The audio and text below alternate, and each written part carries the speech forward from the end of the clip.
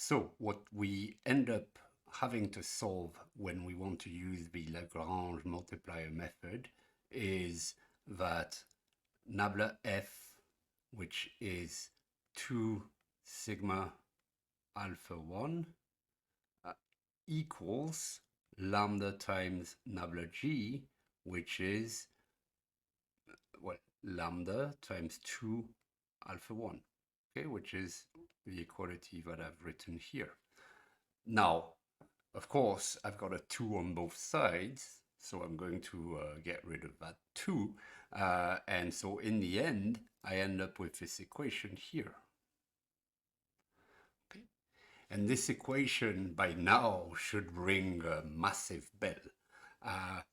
This is a square matrix sigma times a vector alpha 1 equals to lambda times that same vector alpha 1. So this is the eigenvalue eigenvector equation for an eigenvalue and an eigenvector of sigma. Okay, so what this equation means is that lambda sigma 1 is an eigenpair of sigma, lambda alpha 1 is an eigenpair of sigma, and the constraint that we imposed on g of x, etc., equals to k here takes the form alpha 1 has unit length. Okay, so we have a solution to this problem. And indeed, it is much simpler, as I pointed out earlier, than a regular optimization problem. And that is because we're dealing with matrices that have these nice properties. Okay. Now, I've got of course, sigma has, it's an P by P matrix, so it has up to P eigenvalues. Where it has P eigenvalues, some might be repeated, okay? But I need to pick one, and lambda alpha 1 is an eigenpair. Which lambda do we choose? Okay. Now, if you recall, we are starting the process and we want our variance to be maximal. And the variance is this quantity here.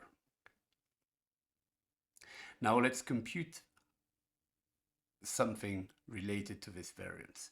So the variance is the variance of alpha 1t x. So the variance of that first principal component, well, as we've seen already, it equals this quantity. Okay, this is what we just wrote. But now what I can do is I can factor this guy out. Okay, I can think of it as being there. And when I factor it out, well, we just saw that lambda alpha 1 was an eigenpair. So that means that this sigma alpha 1 is equal to lambda alpha 1 because alpha 1 and lambda are an eigenpair of sigma. So I can then move the lambda around and recall that we said that alpha 1 transpose alpha 1, which is nothing but the square of the norm of alpha 1, that quantity has to be unity. So that means the variance in this case is lambda.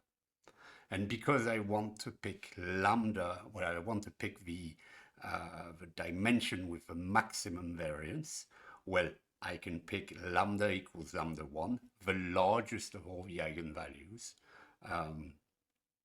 and that will do.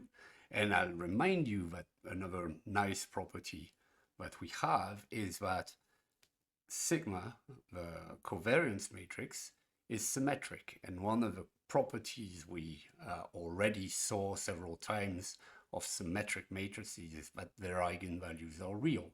So in terms of the eigenvalues I get from sigma, I know I'm going to be able to order them properly. Okay, I'm not going to have to take their modulus. I know they all are real, all the eigenvalues are real, and I can just order them this way. Okay, so to find my first principal component, I'm going to pick the largest eigenvalue and a unit length eigenvector associated to that eigenvalue. Okay, and this is what we have. So the first principal component is alpha 1 transpose times x, and it has variance lambda 1, where lambda 1 is the largest eigenvalue of sigma, the matrix sigma, the covariance matrix sigma, and alpha 1 is an associated eigenvector that furthermore satisfies that its norm is equal to 1. Now we've got this, and we want to proceed. Well, if we look at, so what we want is we want the second principal component. And remember, I mean, we were discussing this earlier. We want this second principal component to be uncorrelated with the first principal component. And we want it to have maximum variance as well.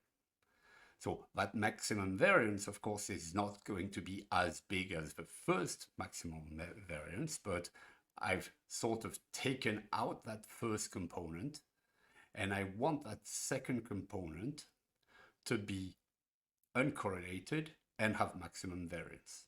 And again, I'm going to impose the constraint that and now it's going to be an eigenvector. We don't have to sort of hide anymore. That eigenvector is also going to have a norm equal to 1.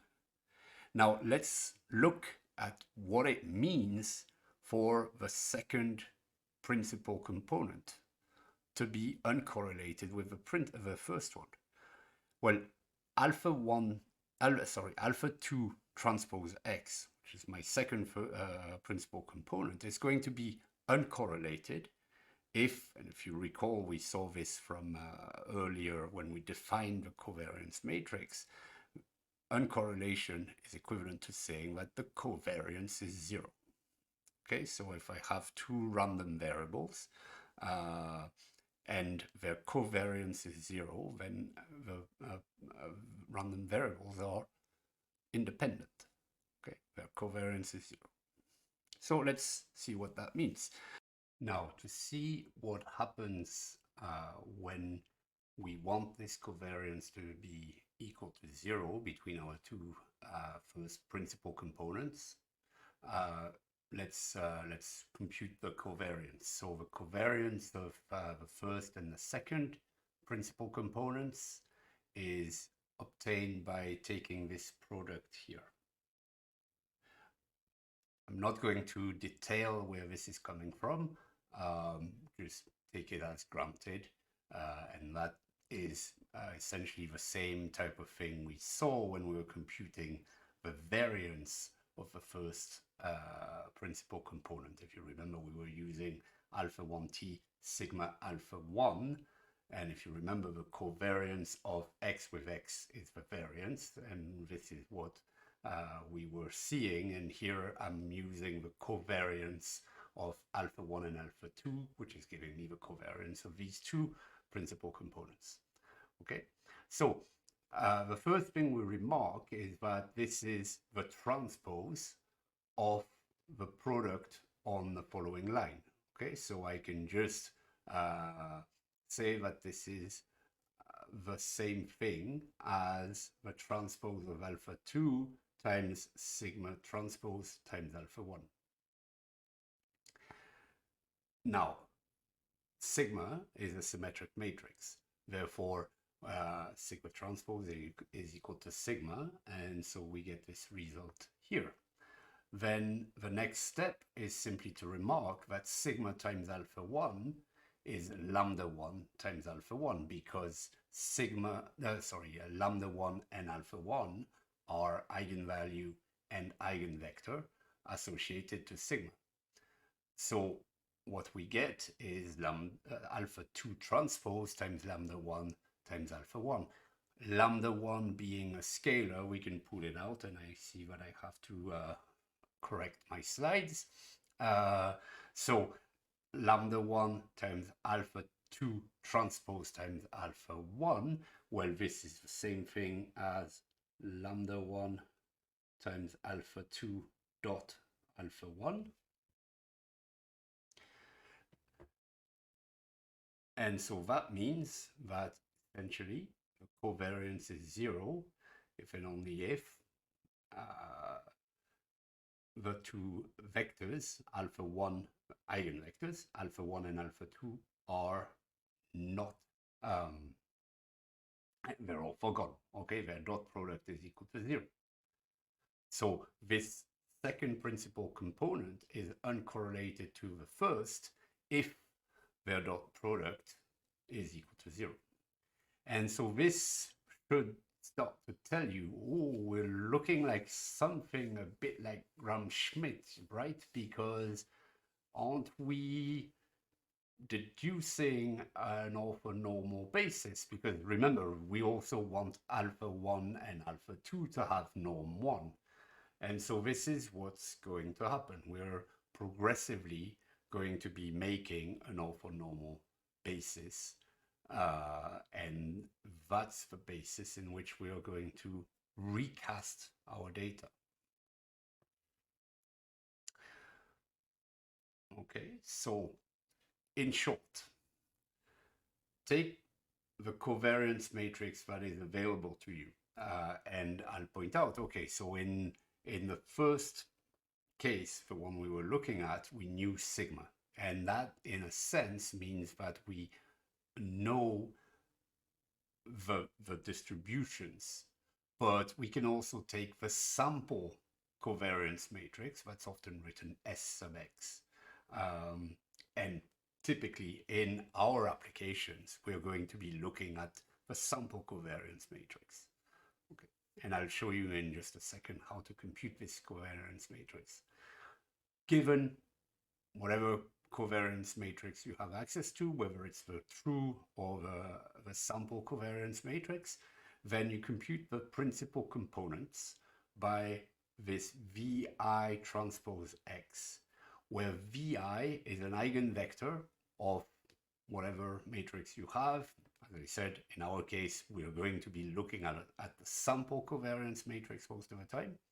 And you take this sample covariance matrix and you pull out the eigenvector associated to the ith largest eigenvalue.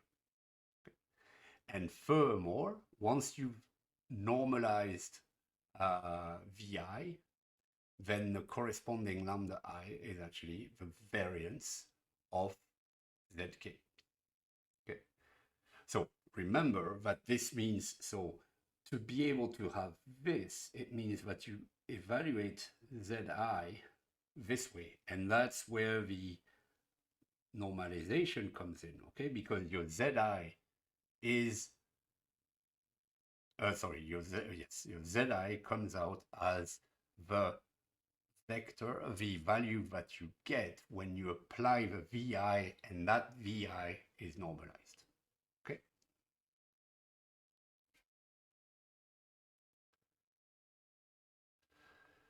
Now, the last thing I want to discuss before we sort of switch tacks a little bit and go into applications proper of this is the covariance matrix. So say a few more words about this. And as I have said several times, the sigma that we played with earlier, that was the covariance matrix of the random variable, the multi-variable random variable, okay, x1 to xp.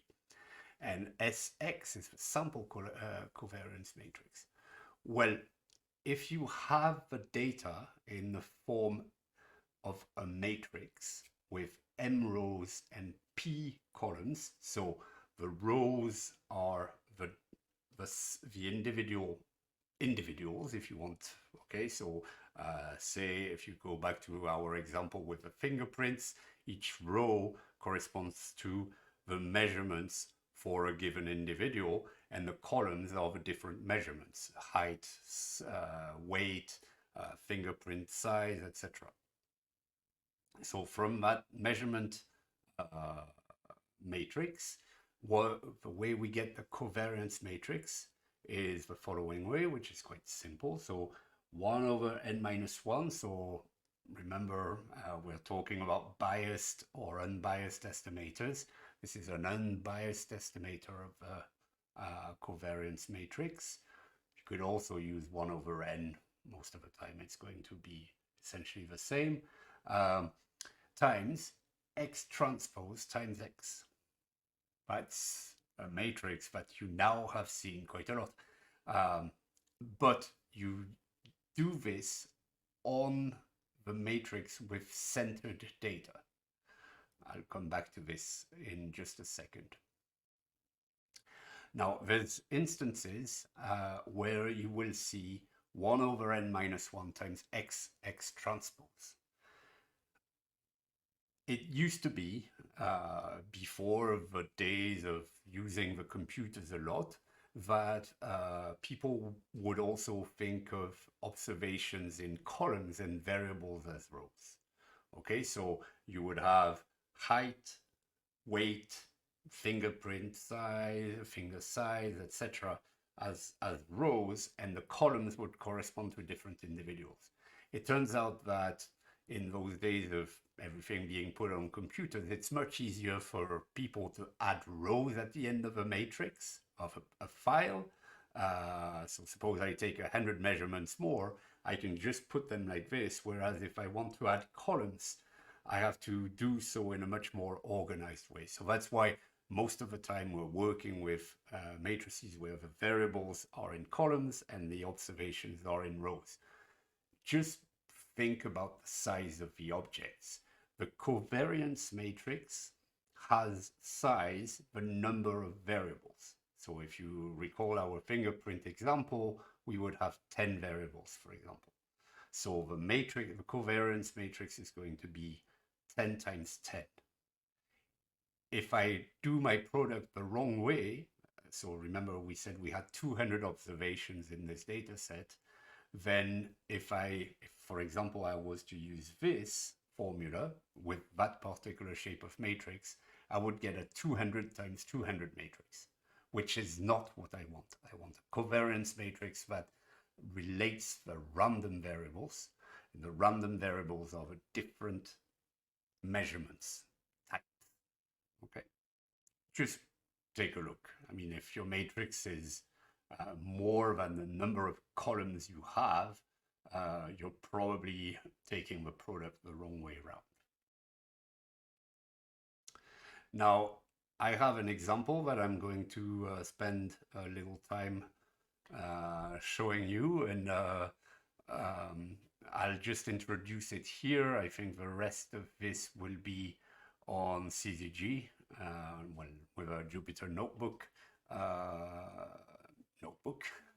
But I found a data set that Canadians within the class are going to like, perhaps. Found a guy who wrote a paper, and he looked at, I'll start with a very simple example to show you things, okay? And then we'll get back to the fingerprint example. But first example I want to look at, this is the height and weight of all the hockey players who played in the International Hockey Federation, I suppose, World Championships in the 15 years from 2001 to 2016. It's actually more data than this, but I've simplified. I've made the players unique. The person who wrote the paper was interested also in the progression of height, even, and weight for the players. I've just taken each measurement and taken the average for each player. I've taken the average size and the average weight. So I've only got one data point per player. I think that's about 3,000 data points. And before we get into the purely practical use of this, let me point out the first operation was the last operation I detailed just right now when talking to you about the sample covariance matrix. It's centering the data. So you can see here that the heights of players goes from something like 1.60 m something to 2 meters and something. And weights go from a little 65 kilos probably to close to 120 kilos at the top. So when we center this data, that's the first change of basis you will see, but it's so simple that you won't even think about it. It's very simple. What am I going to do to center that data? I am going to subtract from the height the mean height, and I'm going to subtract from the weight the mean weight. This means that the data will be centered at 0. And let me show you, I've done this. So you can see now the center of the height is 0 and the center of the weight is 0. And what you can see is the dispersion around this mean height and mean weight. And this is the type of data that we are going to need to use for the remainder of the work.